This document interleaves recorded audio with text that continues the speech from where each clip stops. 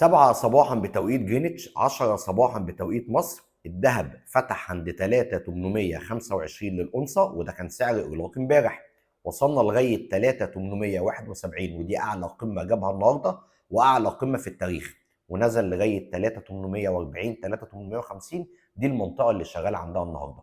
طبعا احنا كمحللين فنيين ما نقدرش نتوقع بمستويات المقاومة القادمة، لان دي كلها قمم تاريخيه ما سبقش ان هي اتكررت في الماضي علشان اقول ان التاريخ يكرر نفسه فالناس هتيجي تبيع عند القمم دي.